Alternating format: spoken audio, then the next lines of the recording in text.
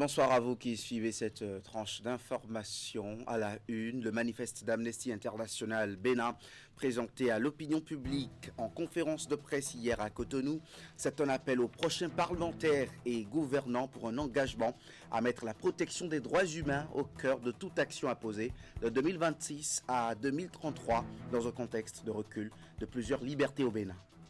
Lancement de Labo Bénin, un outil de renforcement des capacités des jeunes artistes béninois pour des compétences liées à l'exposition. Le programme de formation est initié par le Centre d'art et de la culture La Grande Place Bénin grâce au concours de l'Agence de développement des arts et de la culture ALAC. Et puis, phase pilote du programme de construction de 118 toilettes publiques à Cotonou.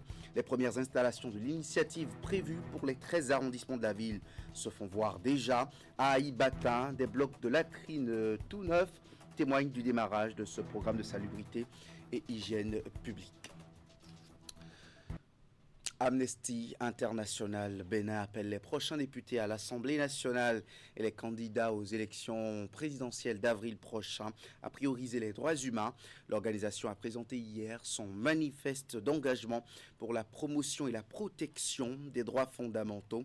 Le document à l'endroit des futurs gouvernants parle de la restriction de la liberté de presse et de manifestation, de l'insécurité au nord du pays, les détentions arbitraires, le non-respect des obligations internationales de protection des réfugiés et d'autres. La conférence de presse de l'ONG internationale s'est déroulée à Cotonou avec l'Association des blogueurs du Bénin et l'Association des jeunes juristes et diplomates du Bénin. Compte rendu Idrissou Boukari. À 3 mois de l'élection présidentielle, Amnesty International interpelle les futurs dirigeants du Bénin sur le respect des droits humains. L'organisation internationale a présenté à la presse ce mercredi 28 janvier 2026 un manifeste d'engagement pour la période 2026-2033. Un document de référence destiné à orienter la politique publique en matière des droits fondamentaux.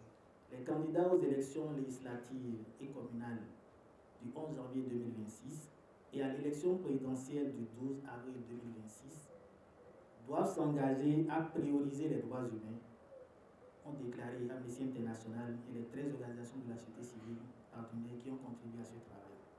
Et comme déclaration, nous avons dit que l'espace civique rétrécit toujours plus au Bénin, avec une vague d'arrestations, d'attaques contre les médias indépendants et des personnes toujours arrêtées et détenues arbitrairement pour leurs opinions divergentes.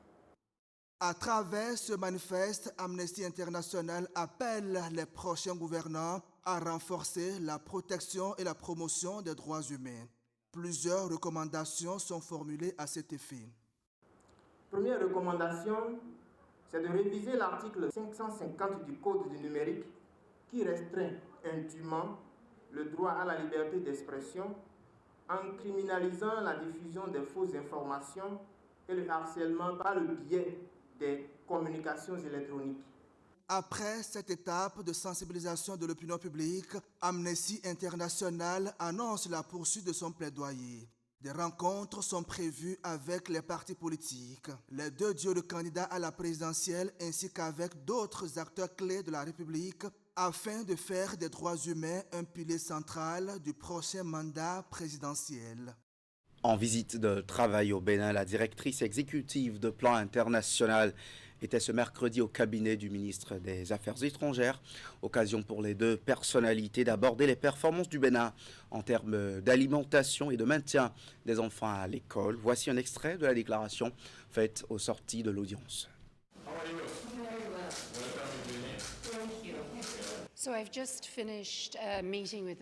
L'échange a porté sur la vision du gouvernement et notamment sur l'intérêt qu'ils ont pour les enfants et pour le renforcement surtout des capacités des jeunes.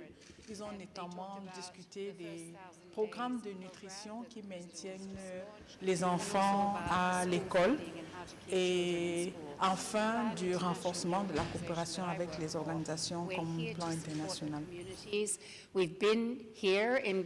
Notre point important des échanges, c'est que Plan est au Bénin depuis 30 ans et continue de supporter l'action du gouvernement jusqu'à ce que les choses se fassent.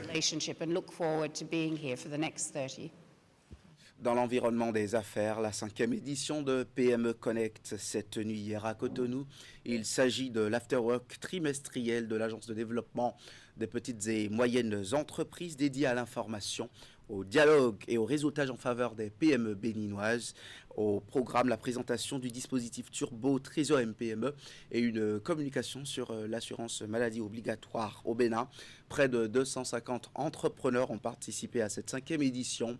L'initiative permet à l'ADPME de renforcer l'accès des PME à une information claire et opérationnelle. Virgile Rodéon pour le compte-rendu. Devant un parterre d'investisseurs et d'acteurs issus de l'écosystème entrepreneurial béninois, le ministre des Petites et Moyennes Entreprises et de la Promotion de l'Emploi a introduit la 5e édition de PME Connect. Son intervention inaugurale fait un peu le tour des réformes, actions et dispositifs mis en place par le gouvernement pour favoriser l'entrepreneuriat des jeunes. Au nombre de ces dispositifs, on évoquera désormais Turbo Trésor PME, un outil d'aide à la trésorerie des petites et moyennes entreprises. Notre État a considéré qu'il était très très important pour nos PME de ne pas, je dirais, avoir des difficultés à cause de l'État. Et donc l'État a mis en place ce dispositif pour permettre à tous ceux qui ont des créances vis-à-vis de l'État de pouvoir tout simplement aller à la poste et en 3 à 5 jours récupérer en fait 70% en fait de cette créance dans la limite de 50 millions pour leur permettre de continuer leur activité sans aucune difficulté. Cette 5e édition de PME Connect est articulée autour d'une deuxième thématique d'actualité. L'assurance maladie obligatoire reconnue désormais comme un droit du salarié. L'Agence de développement des petites et moyennes entreprises a jugé utile d'entretenir l'ensemble des entrepreneurs sur la pertinence de cette réforme. C'est une réforme majeure que le gouvernement de la République du Bénin a mis en place au bénéfice des salariés de notre pays. Il était donc important que nous organisions en fait cet événement pour permettre à tous ceux qui entreprennent dans notre pays de savoir qu'au Bénin, dorénavant, il y a cette obligation qui incombe aux employeurs. En dehors des présentations institutionnelles, l'événement a mis à l'honneur 3 PME à travers des pitchs sur leur parcours et les solutions innovantes portées par le tissu économique national.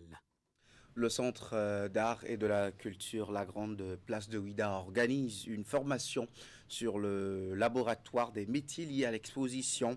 L'événement s'est tenu en collaboration avec l'Agence de développement des arts et de la culture ADAC. Il s'agit de renforcer les capacités des jeunes béninois dans les domaines de l'art. Le lancement du programme Labo Bénin a eu lieu à Cotonou en présence des partenaires techniques et financiers, notamment l'ambassade de France. Voici les précisions.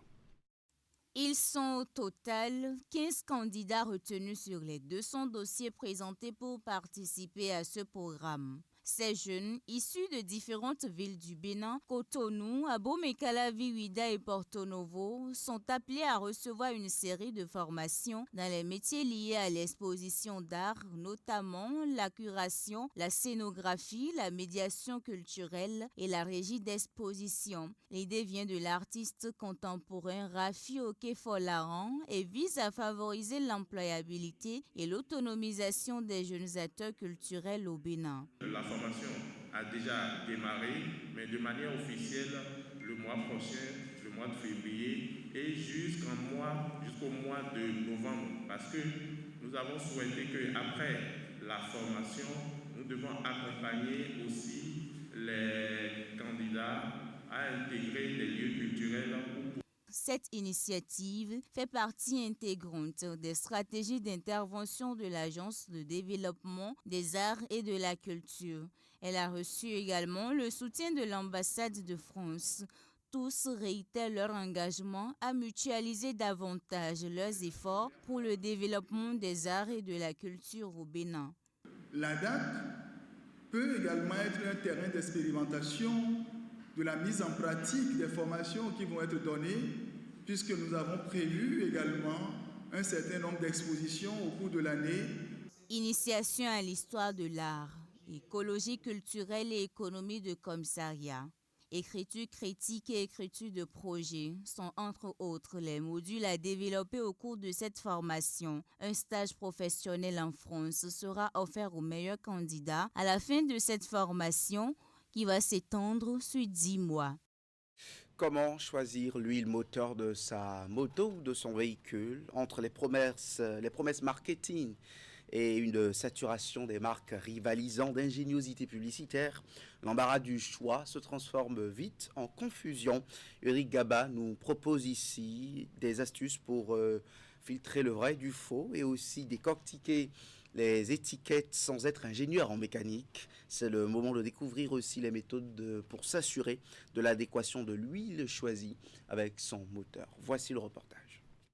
Bien qu'apparemment facile, le choix de l'huile à moteur devient un véritable casse-tête face à la kyrielle de produits qui s'offre aujourd'hui aux clients. De 5 000 à plus de 40 000 francs CFA pour le même produit, le propriétaire de voiture est obligé de faire l'équilibre entre la générosité de sa bourse et la santé de son moteur. C'est le spécialiste qui peut vous indiquer la meilleure huile à choisir. Et chaque fois lorsque je dois faire la vidange, moi-même je me déplace pour venir voir mon mécanicien. Tous les techniciens automobiles s'accordent sur le fait que les huiles qui pullulent le marché avec des publicités aguichantes ne s'équivalent pas. Mais il y a des huiles qui est vraiment lourd. C'est ça qui est un peu partout, ça se vend un peu partout dans le marché, je ne peux pas appeler le nom de quelqu'un. Mais ça, c'est lourd, tu mets ça dedans, mais 2000, 1000, 1500 km, dès que vous vidangez, vous allez trouver que vraiment c'est fluide et puis c'est comme de l'eau. C'est ça qui fait, c'est ça qui tue les moteurs. Est-ce que vous maman mire comment il bon sunya sa migne sunya sa mena hamire buama sa mia a koso contrôler o ben non publicité les blocs clients les suno et des son kwami wa mo mais jemina za do mini blomi pitan mi. Minéral, semi-synthétique ou 100% synthétique, le secret est écrit ici dans ces chiffres mystérieux.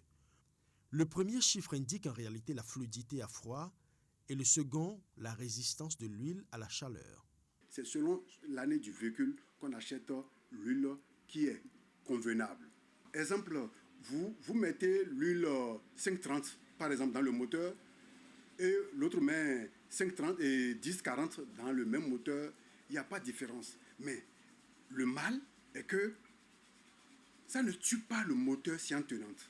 C'est au fil des jours. J'ai suivi un désagrément avec un premier véhicule que j'ai acheté il y a très longtemps et c'est à partir de cet instant que je prends beaucoup de précautions dans les choix de mes huiles quand je fais de la vidange.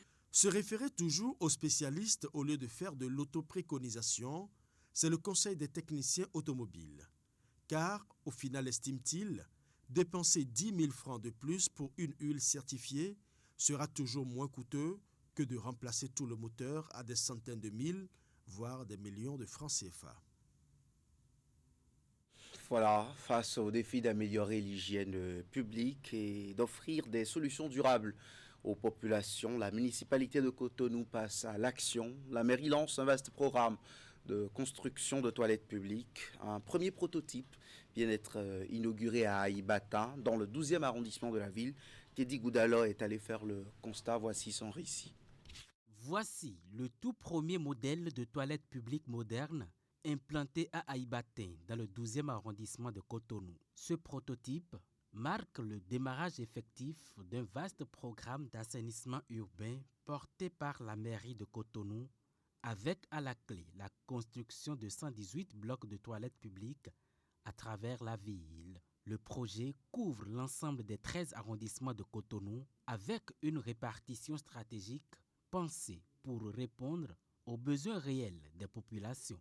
Les zones à forte affluence, les quartiers populaires et les espaces confrontés aux problèmes récurrents d'insalubrité sont particulièrement ciblés. L'objectif est clair, offrir des infrastructures d'hygiène accessibles, fonctionnelles et adaptées au quotidien des usagers. Au-delà de la métropole, l'initiative s'étend à l'échelle intercommunale. 10 blocs supplémentaires sont prévus dans le 13e arrondissement de Cotonou ainsi que dans les arrondissements de Togba et Godomé dans la commune d'Abomey-Calavi. À travers la mise en service progressive de ces toilettes publiques, la mairie entend lutter contre les pratiques d'aisance à l'air libre, améliorer durablement l'hygiène publique et renforcer l'attractivité des espaces urbains et périurbains. À Godoma, dans la commune d'Abomey-Calavi, le Zangweto sort de l'ombre pour occuper le devant de la scène. Cette figure emblématique de la culture continue de fasciner et de rassembler, bien au-delà des cercles d'initiés, une manifestation organisée dans le cadre de la célébration des religions traditionnelles s'est tenue. Retour sur les images dans ce reportage. Chants, danses, rituels, démonstrations spectaculaires. Ici, dans l'arrondissement de Godomé, le Zangbeto, gardien de la nuit, est à l'honneur. Enraciné dans la culture du sud du Bénin, notamment chez les Gous, le Zangbeto incarne la vigilance, la protection des rois et des communautés et la lutte contre les forces du mal. Le Zangbeto que nous sommes venus honorer aujourd'hui est un vaudou que nos ancêtres utilisaient. Grâce à lui, il est le gardien. Il est le gardien de toutes les communautés. Il assure la protection de toute la population. Il fait beaucoup de choses. Ces dernières années, les traditions endogènes retrouvent une place centrale. Longtemps reléguées à la marge, elles s'imposent aujourd'hui comme un maillon essentiel pour la valorisation du Bénin. Des efforts qui forcent l'admiration sur le continent africain et bien au-delà. Beau, très joli, magnifique. Mais j'ai beaucoup de choses à apprendre encore. Beaucoup. Il faut que le Bénin continue. Il a une grande culture. Il faut qu'il continue.